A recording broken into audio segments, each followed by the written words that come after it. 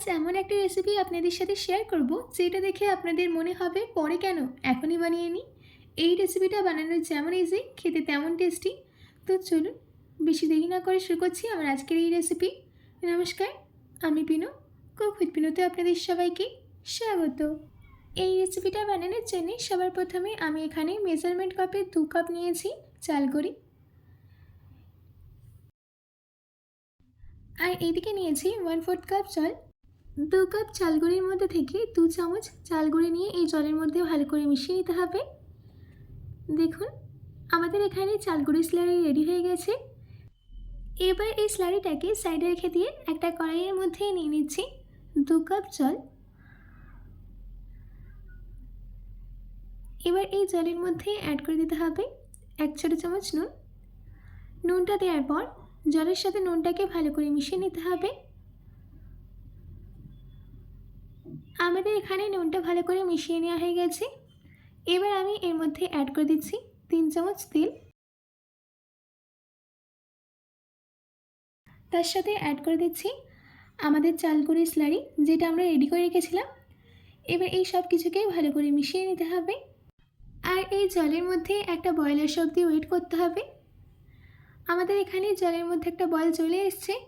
এবার আমি এর মধ্যে অ্যাড করে দিচ্ছি চাল গুঁড়ি। চাল গুঁড়িটা দেওয়ার সঙ্গে সঙ্গে ভালো করে মিশিয়ে নিতে হবে। চাল গুঁড়ির আগে চাল গুঁড়ির স্লারি দেওয়ার কারণ হচ্ছে চাল গুঁড়ির স্লারি দিলে ডোটা রেডি করার সময় লাম্পস আসবে না। দেখুন আমাদের এখানে ডোটা কিন্তু রেডি হয়ে এসছে, আর 1 মিনিট এটাকে কুক করে নেব।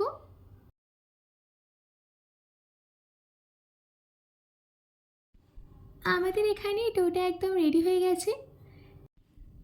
এবার গ্যাসের ফ্লেমটাকে অফ করে দিয়ে ঢাকা দিয়ে 15 মিনিটের জন্য এটাকে এইভাবে রেখে দেব। ততক্ষণ আমরা স্টাফিংটাকে রেডি করে নিচ্ছি। তার জন্যে আমি একটা ফুলকপি নিয়ে তার ফুলগুলোকে এইভাবে ছোট করে কেটে নিয়েছি, আর এদিকে দুটো বড় সাইজের আলু খোসা শুদ্ধ ছোট ছোট টুকরো করে কেটে নিয়েছি। খোসা শুদ্ধ আলু যদি স্টাফিংয়ের মধ্যে অ্যাড করা হয় তাহলে স্টাফিংয়ের টেস্টটা আরও বেড়ে যাবে। আর এইদিকে নিয়েছি 1 কাপ সেদ্ধ করে নেওয়া মটর। এবার একটা প্যানের মধ্যে দিয়ে দিচ্ছি 5 চামচ সর্ষের তেল। তেল গরম হয়ে গেলে দিয়ে দিচ্ছি ফুলকপি। ফুলকপিটা দেওয়ার পর 2 মিনিট মিডিয়াম ফ্লেমে ভেজে নিতে হবে।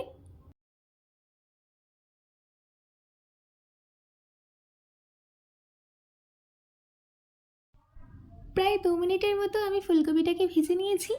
এবার আমি এর মধ্যে অ্যাড করে দিচ্ছি কেটে রাখা আলু। আলুটা দেওয়ার পর গ্যাসের ফ্লেমটাকে মিডিয়ামেতে রেখেই 5 মিনিট রান্না করে নিতে হবে।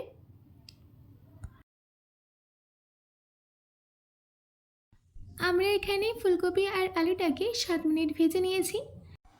এবার গ্যাসের ফ্লেমটাকে অফ করে দিয়ে এটাকে একটা সাইডে রেখে দিচ্ছি। এদিকে আর একটা কড়াইয়ের মধ্যে নিয়ে নিচ্ছি 3 চামচ সর্ষের তেল।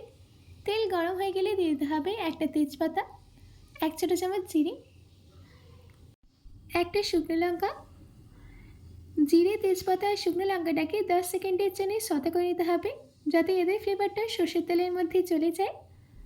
আমাদের এখানে এই সব কিছুর ফ্লেভার তেলের মধ্যে চলে গেছে। এবার আমি এর মধ্যে অ্যাড করে দিচ্ছি 3টে মিডিয়াম সাইজের পেঁয়াজ বাটা। আমি পেঁয়াজগুলোর ফাইন পেস্ট কিন্তু রেডি করে নিই।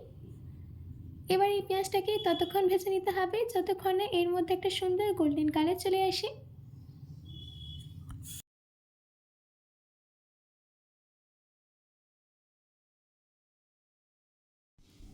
আমাদের এখানে পেঁয়াজের মধ্যে একটা সুন্দর গোল্ডেন কালার চলে এসেছে। এবার আমি এর মধ্যে অ্যাড করে দিচ্ছি 2 চামচ আদা রসুন বাটা। আদা রসুন বাটাটাকে ততক্ষণ রান্না করে নিতে হবে যতক্ষণ না এদের মধ্যে থেকে কাঁচা গন্ধটা বেরিয়ে যায়। আমাদের এখানে আদা রসুনের পেস্ট থেকে কাঁচা গন্ধটা বেরিয়ে গেছে। এবার আমি এর মধ্যে কিছু বেসিক মশলা অ্যাড করে দেবো।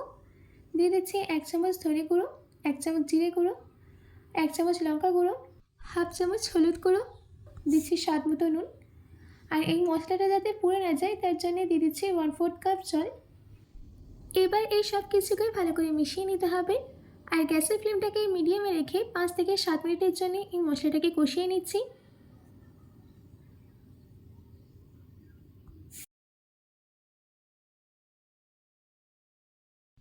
আমাদের এখানে 7 মিনিট হয়ে গেছে, আর মশলাটাও কিন্তু ভালো করে কষিয়ে নেওয়া হয়ে গেছে। এবার আমি এর মধ্যে অ্যাড করে দিচ্ছি ভেজে রাখা আলু আর ফুলকপি। আলু ফুলকপিটাকে মশলার সাথে ভালো করে মিশিয়ে নিতে হবে।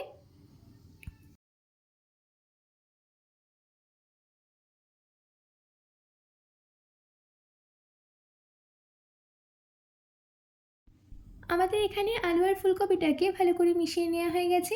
এবার আমি এর মধ্যে অ্যাড করে দিচ্ছি সেদ্ধ করে রাখা মটর। মটরটা দেওয়ার পর 1 মিনিটের জন্য এটাকে মিডিয়াম ফ্লেমে রান্না করে নেব।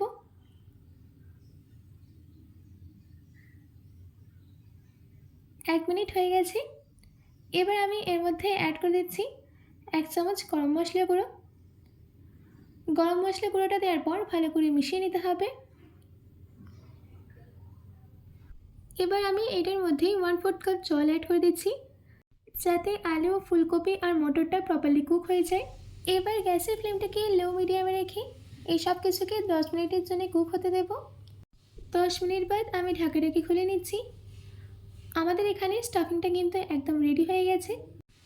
এবার গ্যাসের ফ্লেমটাকে অফ করে দিয়ে এই স্টাফিংটাকে একটা বোলের মধ্যে ট্রান্সফার করে দিচ্ছি। এইদিকে আমাদের 15 মিনিট হয়ে গেছে। ঢাকাটাকে খুলে এই ডোটাকে একটা থালার মধ্যে ট্রান্সফার করে দিচ্ছি। তারপর হাতে একটু জল লাগিয়ে এই ডোটাকে ভালো করে মেখে নিতে হবে। ভালো করে মেখে একদম স্মুথ ডো রেডি করে নিতে হবে। দেখুন, আমাদের এখানে একদম স্মুথ ডো রেডি করে নেওয়া হয়ে গেছে। এবার এই ডোটা থেকে রুটির থেকে একটু বড় সাইজের লেচি কেটে নিচ্ছি। তারপর হাতের তালুর মাঝখানে রেখে ভালো করে গোল করে নিতে হবে। দেখুন, আমাদের এখানে সব বল রেডি করে নেওয়া হয়ে গেছে। এবার একটা বল নিয়ে দুটো আঙুলের সাহায্যে এইভাবে বাটির শেপ দিয়ে দিচ্ছি। বাটির শেপটা দিয়ে দেওয়া হয়ে গেলে দিয়ে দিতে হবে স্টাফিং, যেটা আমরা রেডি করে রেখেছিলাম। এবার আস্তে আস্তে এর মুখটা বন্ধ করে দিতে হবে। যেইভাবে আমি করছি সেইভাবেই আপনারা করবেন। মুখটা বন্ধ করে নেওয়ার পর ভালো করে গোল করে নিতে হবে। দেখুন, আমার এখানে একটা রেডি হয়ে গেছে। এইভাবেই আমি বাকিগুলোকেও রেডি করে নেব। এইদিকে আমি কড়াইতে জল গরম করতে দিয়েছিলাম। এবার একটা ছিদ্রযুক্ত থালা রেখে ভালো করে সর্ষের তেল গ্রিস করে দিতে হবে। সর্ষের তেল গ্রিস করে নেওয়া হয়ে গেলে এই একে একে এই বলগুলোকে রেখে দিচ্ছি। এবার ঢাকা দিয়ে গ্যাসের ফ্লেমটাকে হাইতে রেখে দিয়ে 10 মিনিট স্টিম করে নেব। 10 মিনিট বাদ আমি ঢাকা রেখে খুলে নিচ্ছি। আমাদের এখানে মন্ডা পিঠা একদম রেডি। দেখুন কত সুন্দর হয়েছে। আশা করছি আমার আজকের এই ইজি, টেস্টি, স্পাইসি মন্ডা পিঠার রেসিপিটা আপনাদের ভালো লেগেছে। বাড়িতে এটি অবশ্যই ট্রাই করবেন ও কমেন্ট বক্সে কমেন্ট করে জানাতে একদম ভুলবেন না। তো আজকের মতো এইটুকু। আবার দেখা হচ্ছে অন্য কোনো রেসিপি নিয়ে। ভালো থাকবেন, সুস্থ থাকবেন।